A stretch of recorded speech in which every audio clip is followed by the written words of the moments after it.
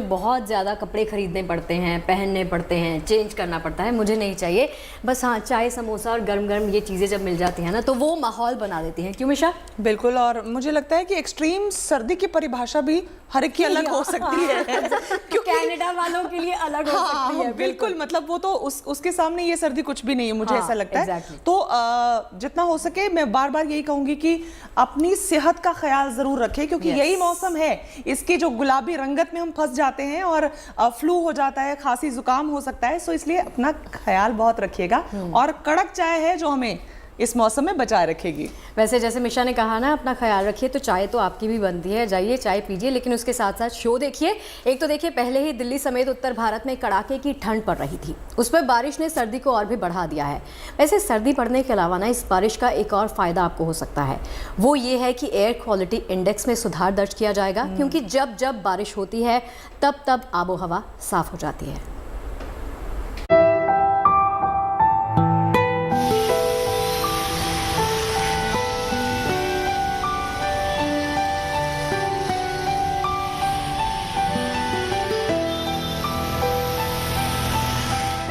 दिल्ली में बुधवार की सुबह का स्वागत आसमान से बरसी रिमझिम फुहारों ने किया। इस हल्की बरसात ने राजधानी के मौसम को सुहाना बना दिया। मौसम का बदला मिजाज हर किसी को रास आया। बरसात से मौसम थोड़ा सर्द हो गया तो क्या हुआ, बादलों से थोड़ी बरसात हो गई तो क्या हुआ, गर्म भुट्टे और गर्म चाय का स्वाद भी तो अपने आप बढ़ गया।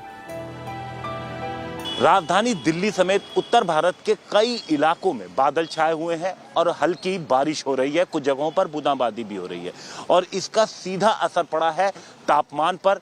जो मैक्सिमम टेम्परेचर है वो 20 डिग्री के आसपास जो अब तक बना हुआ था, वो इस बारिश की वजह से घटकर 15 से 16 डिग्री के आसपास हो गया है और मिनिमम टेम्परेचर वो जो 8 से 9 डिग्री के आसपास था वो घट करके 6 से 7 डिग्री के आसपास आ जाएगा।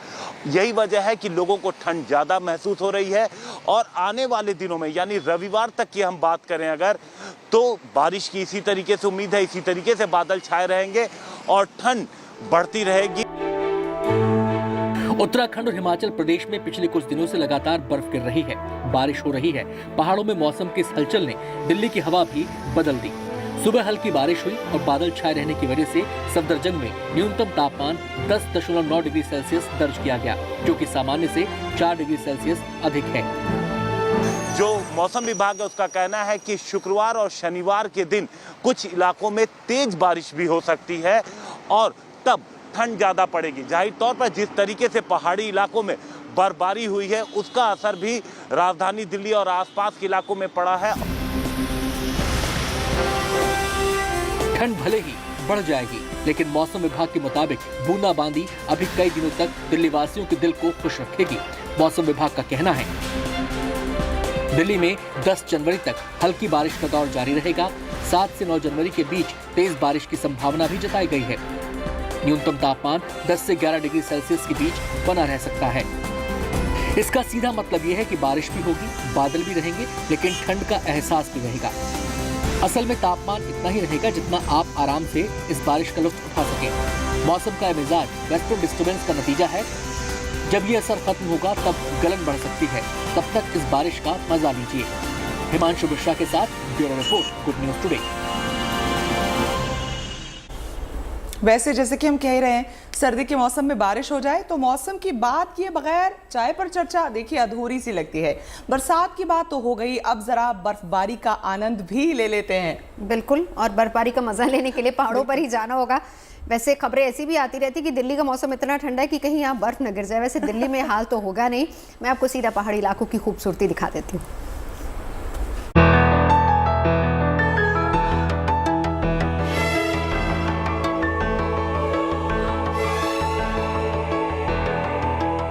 जैसे जैसे जाड़े का मौसम परवान चढ़ रहा है, वैसे वैसे पहाड़ी राज्यों में बर्फ का साम्राज्य बढ़ता जा रहा है। हिमाचल प्रदेश के शिमला के ऊपरी इलाकों कुफरी और नरकुंडा में तो पर्यटकों के चेहरे खिल गए। शिमला और आसपास के इलाकों में बर्फबारी और तेज होने की संभावना है। 3 से 4 दिन जो है मौसम इसी तरह का बीच बीच में बना रहेगा। बर्फबारी होगी और कुछ जो जिले हैं मिड और हाई हिल्स, वहाँ भारी बर्फबारी होने की संभावना है। जैसे ही मौसम विभाग के इस अनुमान से जनता रूबरू हुई, खुशी की लहरें दौड़ गई। क्या दुकानदार, क्या सैलानी, सभी के चेहरे खिल गए। कि अभी तक तो बहुत अच्छा काम चला हुआ था जब टूरिस्ट थे। अब थोड़े टूरिस्ट आने कम हुए हैं। अब अगर बारिश हो जाती है तो टूरिस्ट भी बढ़ जाएंगे, काम फिर और निकलेगा। किस्मत तो मनाली पहुंचे पर्यटकों की तब खुल गई जब उनके पहुंचते ही बर्फ की बूंदों से उनका स्वागत किया गया। मनाली में स्नोफॉल ने ऐसा समा बांधा कि हर कोई बस झूमने को मजबूर हो गया।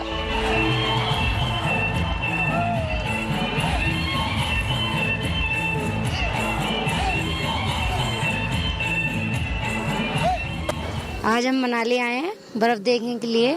बहुत अच्छा लग रहा है बर्फ पड़ते हुए। तो हम दिल्ली से हैं, ये देखिए स्नोफॉल हो रहा है, बहुत मजा आ रहा है। मनाली में कुछ लोग तो कई दिनों से इस इंतजार में थे कि कब बर्फबारी हो, कब उसका आनंद लिया जाए। जब बर्फबारी शुरू हुई तो लगा जैसे इनको खजाना मिल गया हो। दिल्ली से आए हैं हम, 1 जनवरी को आए थे, लेकिन उस टाइम तो स्नोफॉल नहीं हुई, थोड़ा वेट करना पड़ा। आज हुई है स्नोफॉल, तो मतलब वेट करना वर्थ इट है। इतनी अच्छी लग रही है ना, मतलब ये जो चीज़ है ना, ये टूरिस्ट को अट्रैक्टिव करती है, अट्रैक्ट करती है अपने लिए।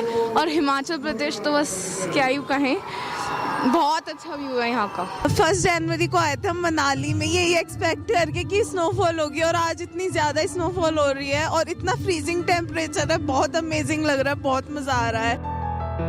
उत्तराखंड के बद्रीनाथ धाम में भी बर्फ के पड़ने से मौसम में ठंडक बढ़ गई है। ऐसा लग रहा है जैसे बर्फ ने बाबा बद्री विशाल का श्रृंगार करने की ठान ली है। चमोली और औली भी बर्फ के आगोश में आ चुके हैं। स्कीइंग के लिए मशहूर औली में पर्यटकों की आवाजाही फिर से शुरू हो चुकी है। हालांकि धर्मशाला आए पर्यटकों को अभी तक बर्फ वाली खुशी नसीब नहीं हुई है, जिसकी वजह से अभी तक सैलानियों में निराशा है। लेकिन मौसम विभाग का अनुमान है कि आने वाले दिनों में बारिश की बूंदें बर्फ का रूप धारण कर लेंगी।